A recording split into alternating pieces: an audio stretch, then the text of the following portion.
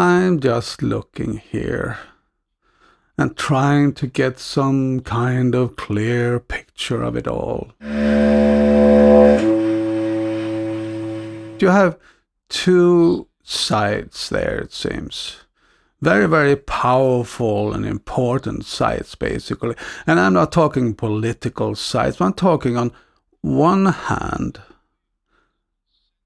the common sense of us all, the planet, nature, all of us who live here, our well-being. I mean, it doesn't take a super mind to figure out the fairly simple parameters that this world works according to. You don't spew out poison all over the place. You don't cut down all the forests, making the land dry and no rain, and it all evaporates back to the sky, and the rivers disappear, and emptying out lakes just to get water for cotton industry, for fashion industry, and I mean, we can just go on and on. So why are humans still doing these crazy things? Doesn't make sense. That some people, a lot of people on one side of the planet are starving, not getting enough food for the day, while others throw away their food by the tons and are getting sick from eating too much. Doesn't make any sense, right? And that some people are running a whole economy based on the production of unnecessary and useless crap, frankly speaking. But we have these two sides. One is that common sense, the ordinary human standing there looking at things and actually knowing pretty well what to do and what not to do. But then we have the other side over there, which is, well, the necessity, what we have to do. And these powerful people, what are they running on? What are they operating on? What logic is there? Is it the same common sense that we others follow? Hopefully. Well, it doesn't seem so. Because what happens is that as these corporations just grew and it all became a big stock market gambling game, we got an economy that for some reason has to constantly grow and grow and grow. Then you will find these industrialists, these people, including also politicians, who are of course very dependent on them, because we're talking about the economies of entire nations. We need to care for our industry, our industrialists, our companies, our corporations. They are the ones that make the world go round, make our great nation great and prosperous, and even stopping it from completely collapsing, which maybe would happen if we just closed down all this production of all this useless stuff. That's the weirdness of the world today. So I think at least that that's where common sense is not really ruling the world.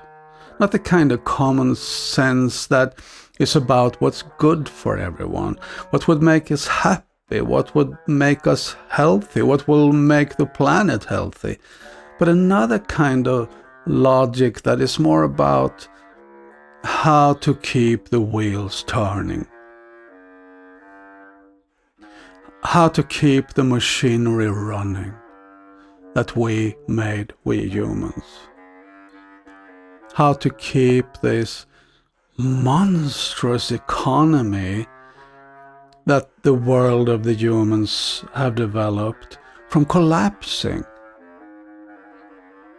So in that way, we often find from those on that side, they're sneering and laughing at, being a bit ironic about the environmentalists and those who care about nature and those who make these, as they see it, romantic and naive and impractical demands and suggestions for which course we should take.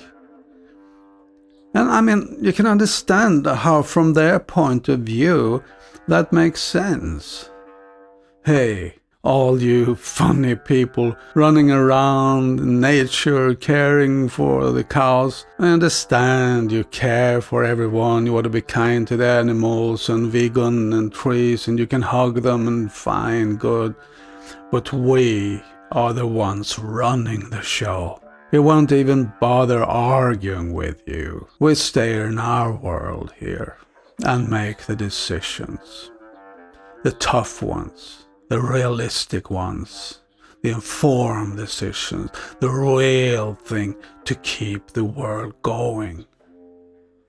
And if you would be in charge of the world, how would it look? We will get thrown back to the Stone Age or the Middle Age. So I think that we should look at these two sides. How did it become like that? And how to handle it? Who is right here?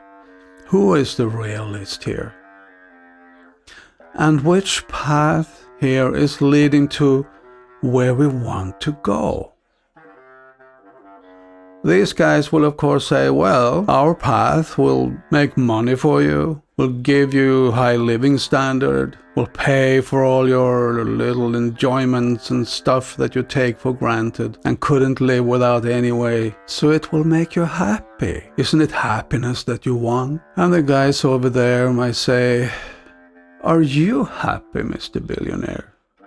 Did it make you happy to fly up there and spend a couple of minutes in space?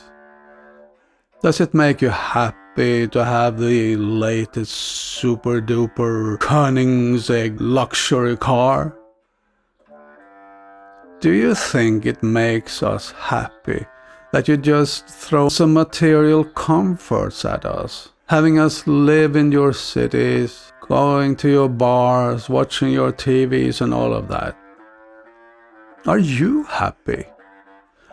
Are you happy in proportion to all your riches? So I think if we dig into that, we're getting a bit closer to things here. That what we are actually looking for, which is pretty much the same thing. We want to be happy, we want to have a good time, but the actual satisfaction there within us, when it's there, the actual happiness, the actual feeling of being content, that now, yeah, this is life, now I'm good. Where does it come from? What's the secret here? That thinking there as a given, yeah sure, just make more money, make more technology, make it more comfortable for us, make life easier, and then we are happy. I remember when growing up as a teenager and so on, and seeing how that whole material development took place, because I was in a country here in Sweden where there was a boom of all that material development back then, how it really didn't make people happy. It did other things too, and we all know it. It caused stress, making people alienated, a little bit more isolated from each other, looking for happiness and enjoyment and satisfaction in things and in sense pleasures, gratification.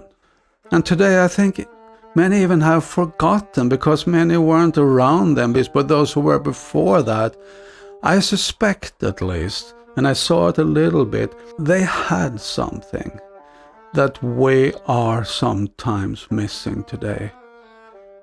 They had a simpler and, you could say harder life materially, physically. They had to work more with their bodies.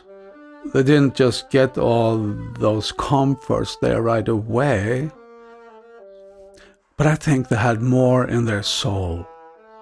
I don't know, maybe that's where we are standing. These two sides, these two ways of looking at it, these two paths leading this way, that way. But I think it's really a decision for each and every one of us. A decision each and every one of us can do and also has to do. because it's just too much of that going on today, of people just building up that influence and power and riches, and then just trying to play with us as pawns in some big game. And it's becoming more and more and more like that, especially now with this new media where they can really, really, really mold our minds. So I have to confess, I'm more leaning towards this side, getting out on the countryside, growing our own food, enjoying walks in the forest, nature, hoping to find still some that is untouched and fresh, and being with like-minded friends, living a simple life, and enjoying myself as a soul, not as a body.